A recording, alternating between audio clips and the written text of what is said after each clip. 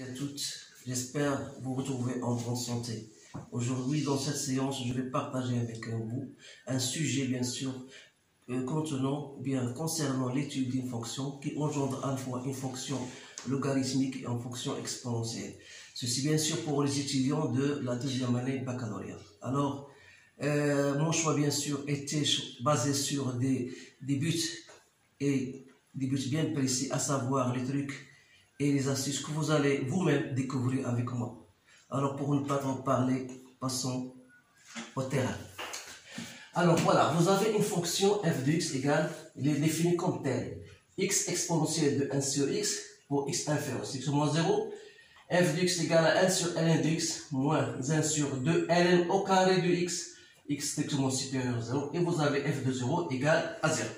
Donc voilà les questions, bien sûr je les mets bien sûr sur la marche pour que vous puissiez bien sûr répondre. Vous pouvez stopper la vidéo, vous pouvez lire les questions et relire, vous pouvez répondre aux questions et en fin de compte vous allez comparer vos réponses avec les miennes. Donc la première question c'est définir le domaine de définition. Vous savez bien que ça c'est une question qui n'engendre normalement que 0,5 ou bien 1 point au maximum, mais c'est une question primordial, c'est une question bien sûr que vous devez faire attention lorsque vous voulez déterminer le domaine de définition.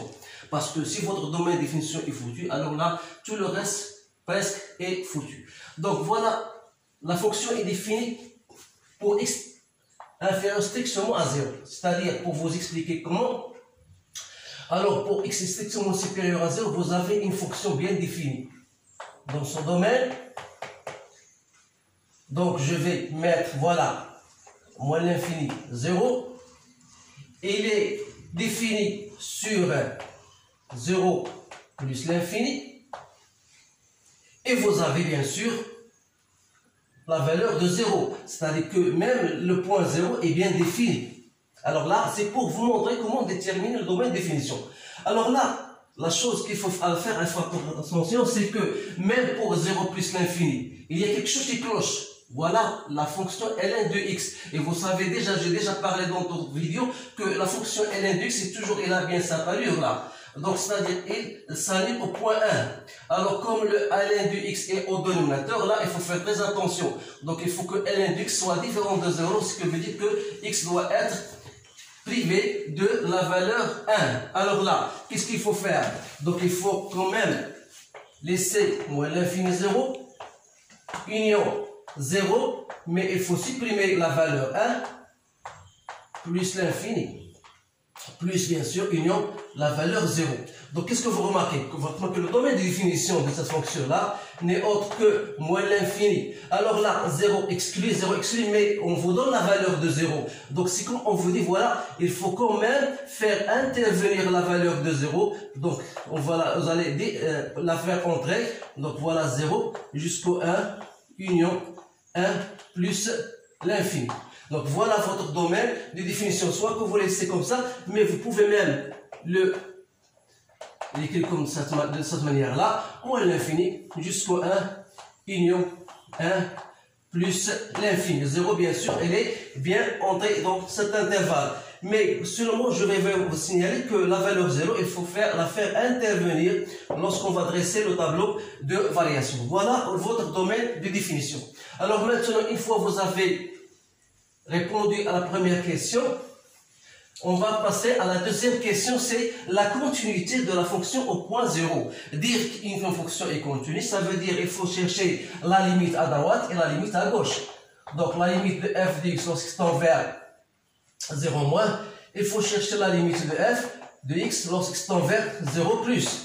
Alors, pour 0 moins, c'est la limite de quoi? C'est la limite de 0 moins de x exponentielle de 1 sur x. Alors là, vous pouvez faire un changement de variable pour dire que, voilà, si vous posez x, 1 sur x comme étant la valeur t, ça veut dire que x égale à 1 sur t. Et alors, lorsqu'il tend vers 0 moins, alors t tend vers moins l'infini. Alors on aura c comme étant égal à la limite de l'exponentielle de t sur t. Alors là, 1 sur t, lorsque t tend vers le moins l'infini, c'est 0. Ça, c'est 0, donc ça va donner directement la valeur 0.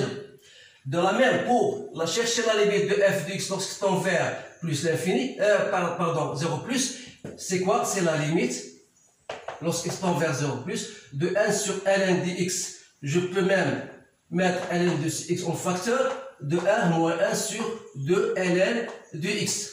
Alors là, lorsque x tend vers 0 plus, je sais que ln de x tend vers moins l'infini. 1 sur moins l'infini, ça donne 0. Donc ça donne 0. Donc ça donne reste 1. Donc 1 moins 0, c'est 1. Multiplié par 0, c'est 0. Donc la limite à droite, vous remarquez bien que la limite à droite ou bien à gauche sont égales. Voilà, qui sont même égales à l'image de 0. Alors là, une fois j'ai bien ce résultat-là, je dis que la fonction est bien contenue au point 0. Donc, voilà la façon comment on montre qu'une fonction est contenue. La troisième question, on va étudier la dérivabilité de la fonction à gauche de 0. Et on va conclure par l'interprétation, bien sûr, géométrique. Alors, pour dire qu'une fonction est dérivable, il faut chercher la limite de f de x moins f de x0, c'est-à-dire sur x moins x0. Il faut chercher la limite de tout ça.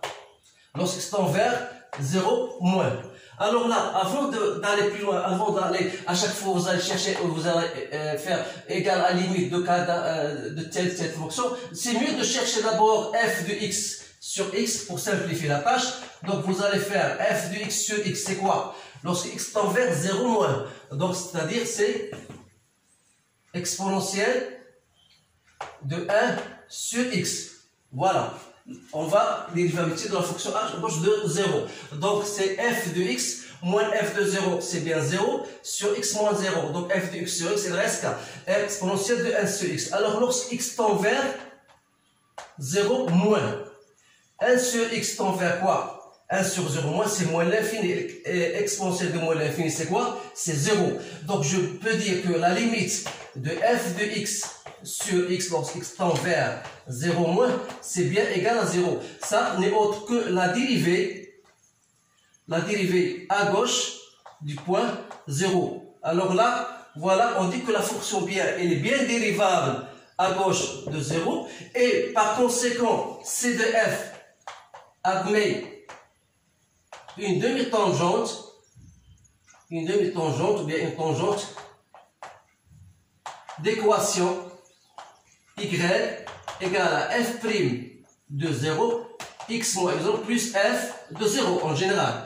Donc plus f' de 0 égale à 0, donc il reste y égale à 0. Voilà la réponse à cette question. C'est-à-dire que la tangente ou bien la demi-tangente que vous allez tracer lorsqu'on va tracer la courbe sera horizontale, bien sûr, à gauche de 0. Et ça, c'est une chose très importante. Il faut donc bien retenir ce qu'on a, parce qu'on va utiliser ça dans le traçage de la fonction. Donc, montrer que limite de f de x sur x lorsqu'il tend vers 0 plus cette fois-ci. Alors là, limite de f de x sur x lorsqu'il tend vers 0 plus, c'est quoi? C'est f, c'est 1 sur ln de x moins 1 sur 2x ln au carré de x. Alors là, quelle est cette limite-là? On vous dit, voilà, montre que la limite de f de x sur x. Alors là, lorsqu'il tend vers 0 plus, donc je peux mettre 1 sur x ln de x en facteur de 1 moins 1 sur 2 ln de x. Alors là, lorsqu'x tend vers 0 plus, ln de x tend vers moins l'infini, 1 sur moins l'infini, c'est 0, donc il reste 1. Pour celle-ci, limite de x ln de x, c'est quoi? C'est 0, mais de quel 0 s'agit-il? De 0 moins. 1 sur 0 moins, c'est quoi? C'est moins l'infini. Donc moins l'infini multiplié par 1, ça donne moins l'infini. Alors je répète là, vous savez que la fonction ln de x qui s'aligne au point 1, lorsque je m'approche de 0 ou bien je m'éloigne près de 0, donc la limite de la courbe, ça tend vers moins l'infini. Et l'on est de même de x ln de x, lorsqu'il tend vers 0 plus, ça tend vers 0 plus, c'est 0 plus, c'est 0 moins. Donc 1 sur 0 moins, c'est moins l'infini. Donc on aura dans ce cas-là C de f, alors là, elle admet, d'abord, la fonction n'est pas dérivable. Il faut bien noter ça. La fonction n'est pas dérivable à droite de 0. Et CF admet une demi-tangente orientée vers le bas. Alors pourquoi vers le bas? Vous remarquez bien, là ici moins l'infini. Donc là on cherche la limite de f de x sur x lorsqu'x tend vers 0 plus, qui égale bien sûr la limite de tout ça. Alors là, ici 0 plus fois moins, on a moins plus, donc ça donne le moins, donc le moins toujours vers le bas. Alors là, on a bien répondu à ces deux questions. Donc la fonction n'est pas dérivable à droite de 0, mais elle est dérivable à gauche de 0. Donc dire que la fonction n'est pas dérivable à droite, ça veut dire que la fonction, bien la courbe représentative, admet une demi-tangente orientée vers le bas, comme on a trouvé, mais elle est dérivable à gauche et admet une demi-tangente horizontale. Voilà l'importance de ce sujet-là, parce que mon choix-là était bien pris, était bien basé sur des choses qui vont bien sûr vous aider à comment traiter un sujet toujours de baccalauréat de votre examen. Alors là, on va passer maintenant aux autres questions. Montrer, donc la cinquième question, on a bien traité la dérivabilité, montrer que la limite, voilà, il suffit de chercher maintenant la dérivée dans cet intervalle et dans cet intervalle. Alors là, pour l'intervalle qui supérieur strictement à 0, donc on va devoir prendre celle-ci. Alors là, il faut toujours mentionner que la fonction bien est dérivable. Donc la fonction est dérivable sur l'intervalle 0,1 union 1 plus l'infini, bien sûr comme étant composé de deux fonctions dérivables. Et en plus de ça, alors là, on peut déterminer la dérivée de la fonction là. Alors la dérivée, je ne vais pas me tarder à chercher là, mais je vous conseille de bien retenir la formule, la dérivée de 1 sur f de x, bien sûr, c'est quoi? C'est moins f' de x sur f au carré de x. Alors là, il faut bien apprendre ceci, bien retenir cela par cœur. Si vous n'êtes pas encore appris, alors là, c'est le moment de l'apprendre. Alors, dire que la dérivée de 1 sur ln, donc c'est la dérivée de ln de x avec un signe moins, donc c'est moins 1 sur x, sur ln de x au carré.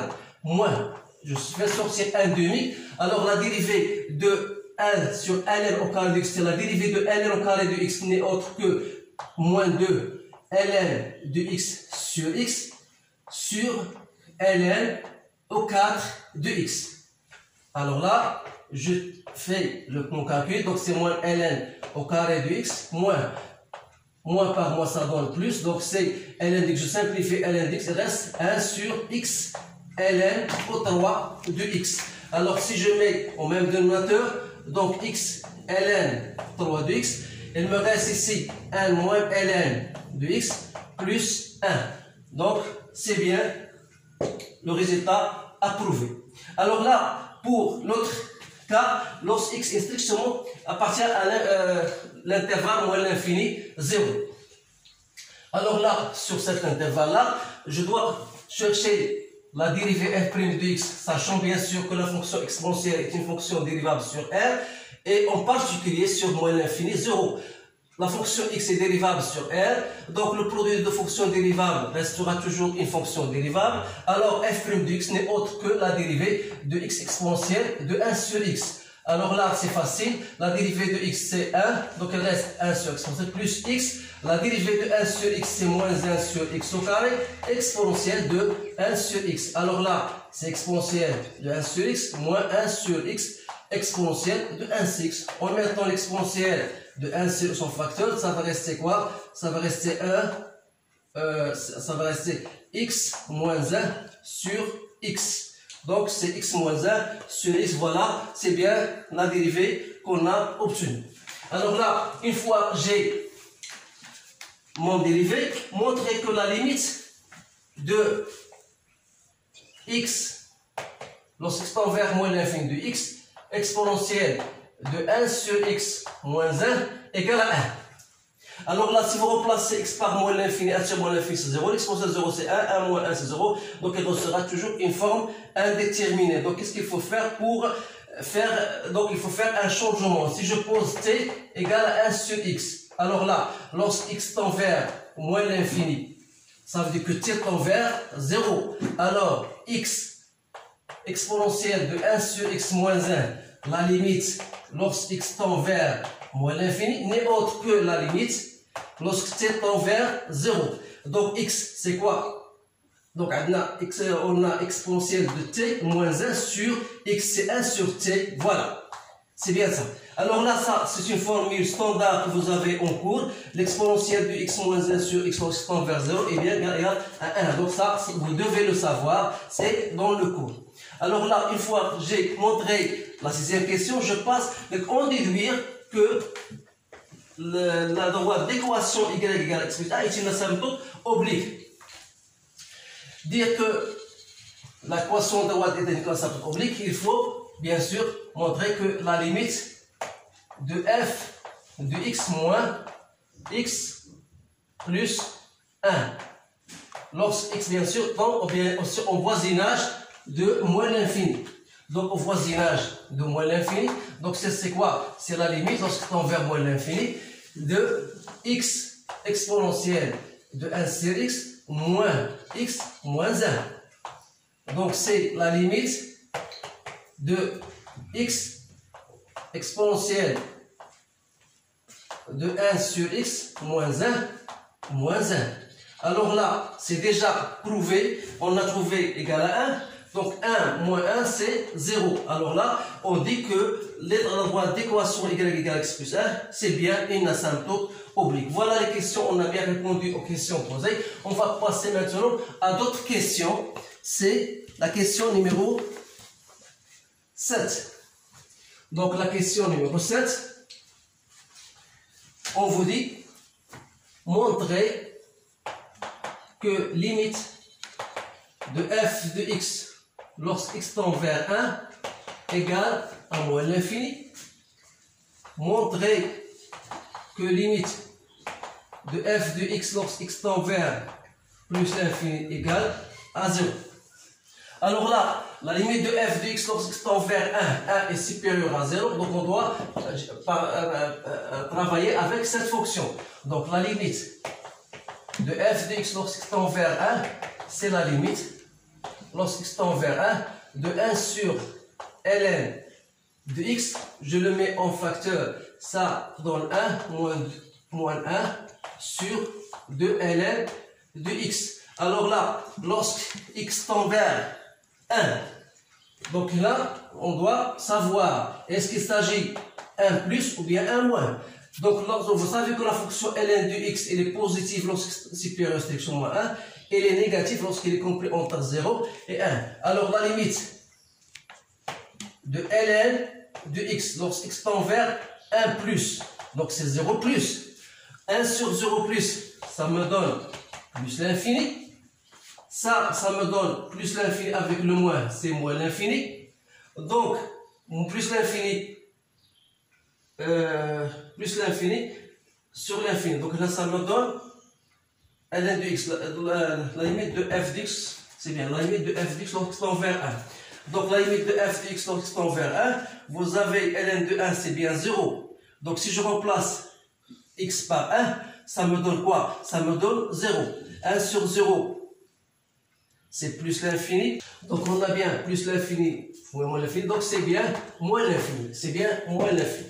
Donc on va passer maintenant à la limite de f de x lorsque tend vers plus l'infini.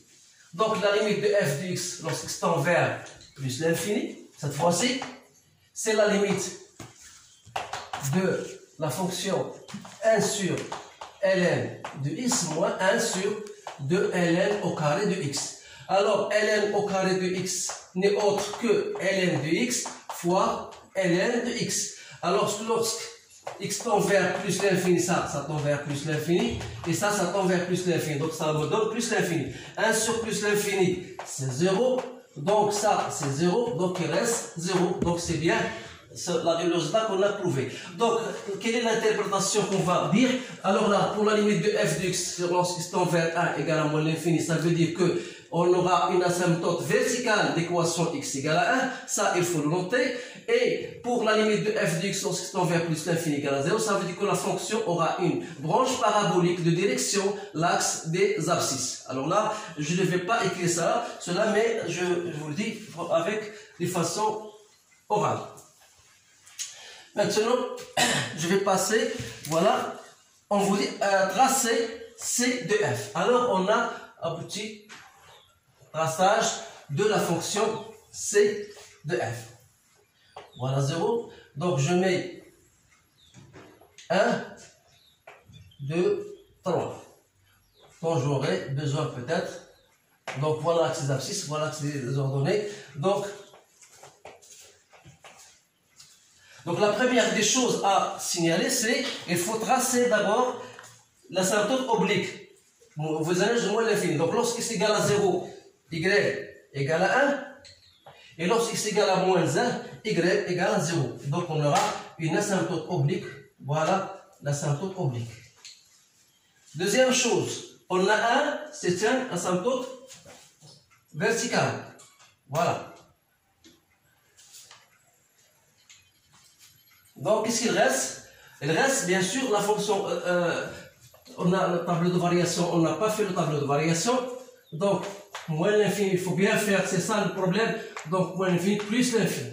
Donc, pour le tableau de variation, c'est un peu dur. Donc, il faut bien se concentrer sur le tableau de variation.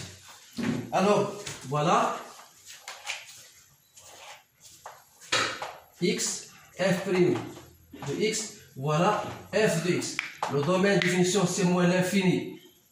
0, 1, on a le fait sortir, plus l'infini. On a déjà parlé de quoi 0. Donc il faut la mettre, mais on va vous dire pourquoi. Donc la première des choses, f' de x, on a déjà trouvé f' de x. Je vais faire appel ici. f' de x égale 1 moins ln de x sur x ln 3 de x pour x appartenant à 0 plus l'infini moins le point 1. Et on a f' de x égale l'exponentielle de 1 sur x, x moins 1 pour x appartenant à moins l'infini 0. Alors là, donc la première des choses, il faut savoir où s'annule la fonction f' de x. La fonction f' de x égale à 0, ça veut dire que 1 moins ln de x égale à 0. Ça veut dire que ln de x égale à 1. Ça veut dire donc que x égale à e. Donc il y a une valeur où la fonction f' s'annule. Voilà.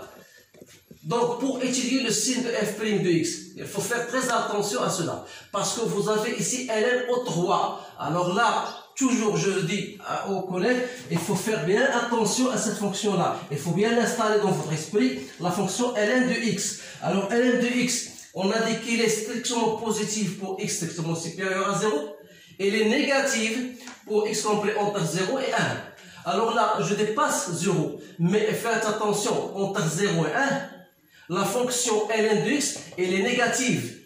Alors, pour ne pas se perdre dans ces choses-là, je vous conseille de faire un autre tableau au brouillon pour bien saisir les choses. Voilà. Vous avez une fonction x, vous avez 1 moins ln de x, vous avez ln au 3 de x. X est toujours positif. Alors là, on a la valeur E et on a la valeur 1. Alors là, il s'annule au point E.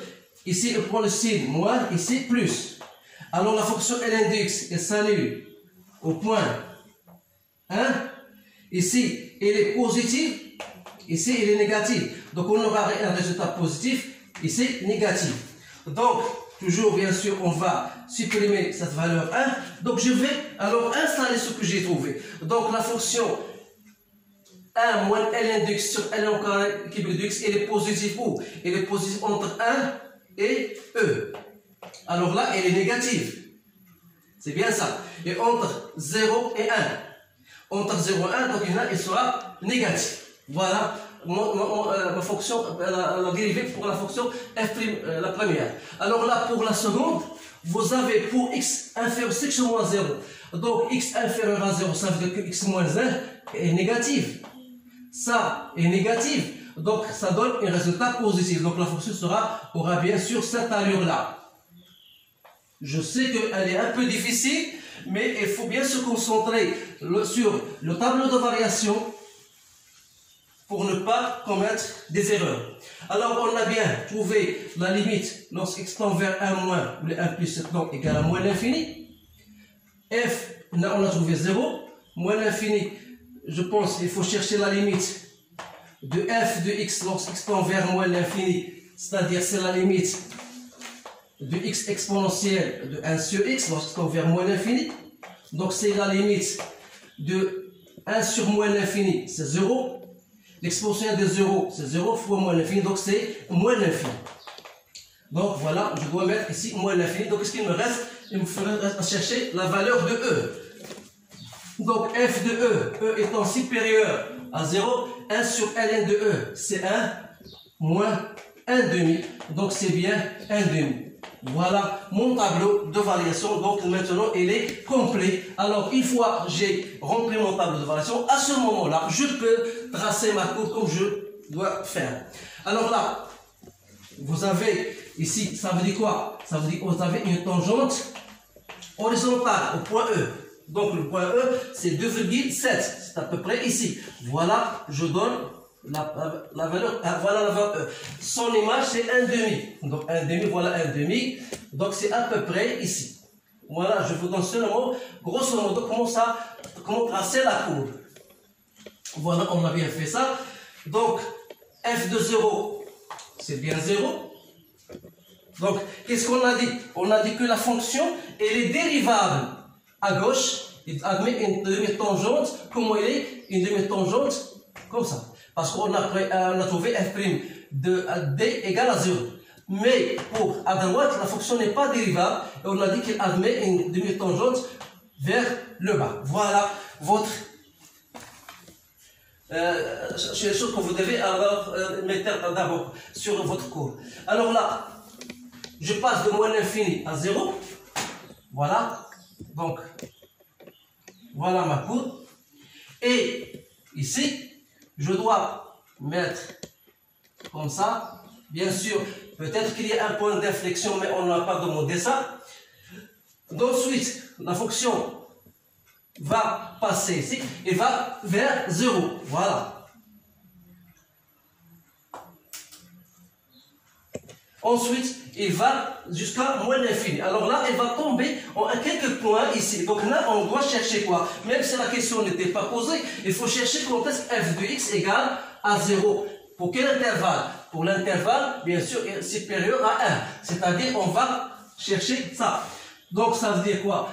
Je mets en main donateur, c'est quoi? C'est 2ln au carré de x. Donc, il reste ici 2ln au carré de x. Donc, il reste ln de x. Donc, 2ln de x moins 1. Donc, quand ça égale à 0, ça veut dire que ln de x égale à 1 demi. Alors, ça veut dire que x égale à l'exponentielle 1 demi. Donc, c'est l'exponentielle de E. L'exponentielle de E, j'ai trouvé à peu près 1,6. Donc, 1,6, ça veut dire la fonction, généralement, doit passer par un point quelconque ici. Donc, voilà votre courbe. Voilà.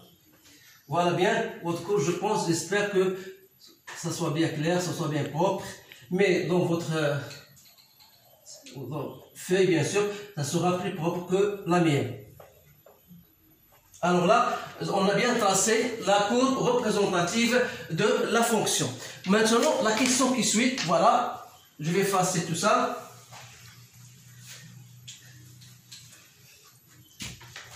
On vous dit, voilà, soit j'ai la restriction de f sur l'intervalle E plus l'infini. Et on vous donne, c'est-à-dire que g de x égale à f de x sur l'intervalle E plus l'infini, c'est-à-dire qu'on aura E plus l'infini. Oui, c'est bien ça. Donc, sera égal à 1 sur ln de x, 1 sur 2 ln au carré de x. Alors là, on vous dit montrer que G admet une fonction réciproque. Montrer que G admet une fonction. Alors, pour montrer que la fonction G admet une fonction réciproque, il faut alors montrer que la fonction G, elle est continue. Donc, on a une fonction continue sur E plus l'infini. Et on a, d'après le tableau de variation, G est décroissante. Alors, ça, c'est seulement décroissante. Alors, ces deux conditions sont bien remplies. Alors, G admet une fonction réciproque G-1 définie sur un intervalle J qui n'est autre que G de I, c'est-à-dire G de E plus l'infini. Alors là, c'est une fonction décroissante, il faut partir de plus l'infini, on a trouvé égal à 0, et G de E égale à 1,5. Voilà l'intervalle J. Alors, une fois vous avez montré cela, on vous dit, voilà, représenter la courbe représentative G-1, bien sûr. Alors là, on s'intéresse uniquement à l'intervalle E plus l'infini. Alors pour vous, vous avez une méthode qui est très simple. Donc il suffit de prendre, ou bien de tracer la droite d'équation y égale à x, et vous faites la symétrie par rapport. Alors moi, j'ai pas d'équerre, j'ai pas de compas. Alors qu'est-ce que je vais faire? Je sais que l'image de E est 1,5. C'est-à-dire pour moi, ça sera f-1 de 1,5. C'est E. E c'est quoi? C'est 2,7. Donc la courbe va passer, donc 1,5. Donc il y aura 1,5. Voilà, on aura ici une tangente. Comment elle est? Elle est verticale. Voilà. Vous avez une demi-tangente horizontale et on devient une tangente verticale. Alors là, la courbe x était une asymptote horizontale, ça devient y une asymptote verticale. Alors là, on aura cette allure suivante. Voilà. C'est bien ça. Donc ici, parce qu'on s'intéresse uniquement E plus l'infini. Maintenant, voilà une question supplémentaire. Si on s'intéresse à un E. Donc, un E, la fonction elle est bien croissante. Alors, la courbe aura cette allure. Alors, comme étant égale, on a oublié 1 est une asymptote verticale. Ça devient une asymptote horizontale. Ça, c'est une question. Si notre fonction G-1 aura bien sûr cette allure-là. Voilà, c'est une question supplémentaire, comme je dis. Donc, on s'intéresse seulement à ce qu'on nous donne dans le sujet. Alors, la dernière question, c'est trouver, déterminer G-1 de x. Alors là, on a dit que G-1, il est défini sur l'intervalle donc 0, 0, 1,5. Je pense c'est bien 1, 2, 0, 1,5. Ou bien c'est 0, 1,5. Vers E plus l'infini. Alors qu'à tout x fait correspondre G-1 de x égale à y. Alors là, ça veut dire quoi? Ça veut dire que x égale à G de y. Donc, ça veut dire que x égale à quoi? G de y, c'est 1 sur ln de y moins 1 sur 2 ln au carré de y. Alors là, si je mets au même dénominateur, j'aurai 2 ln de y moins 1 sur 2 ln au carré de y.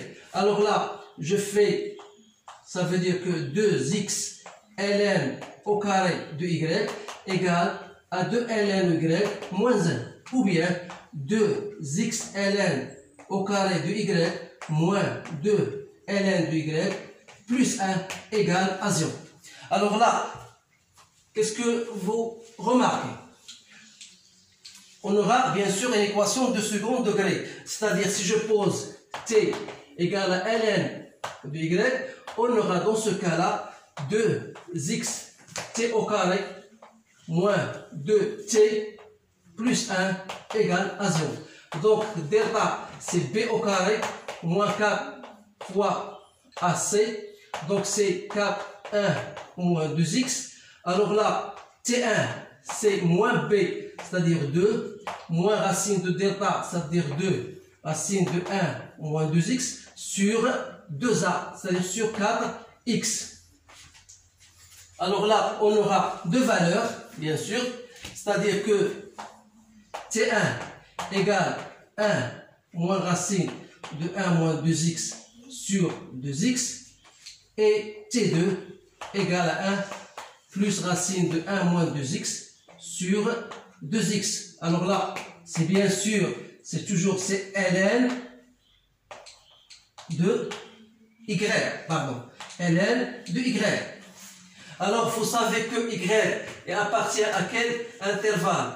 Y appartient à l'intervalle e plus l'infini. C'est-à-dire que y doit être supérieur ou égal à e. C'est-à-dire, d'après vous, ln de y, donc y est supérieur à e, ça veut dire que ln de y, ça veut dire que ln de y doit être supérieur à 1. Alors, ln de y supérieur à 1, ça veut dire que t1 et t2 doit être supérieur à 1. Alors, d'après vous, donc 1 moins, donc 1 plus, donc on va prendre celle-ci. C'est-à-dire que, dans ce cas-là, donc y n'est autre que l'exponentielle, si vous voulez, de quoi? De 1 plus racine de 1 moins 2x sur 2x. Voilà, g moins 1 de x. Voilà. Donc, vous savez, donc j'ai terminé donc le problème. Je sais que c'est un sujet très intéressant et je vous conseille de le répéter de autant fois, bien sûr, pour que vous puissiez bien sûr installer toutes les astuces que je vous ai données. Alors, je vous remercie de votre compréhension, je vous remercie de votre aide. Essayez de partager bien sûr ma chaîne et je vous verrai bien sûr dans les séances prochaines pour faire d'autres exercices plus compliqués que celui-là. Alors, à bientôt.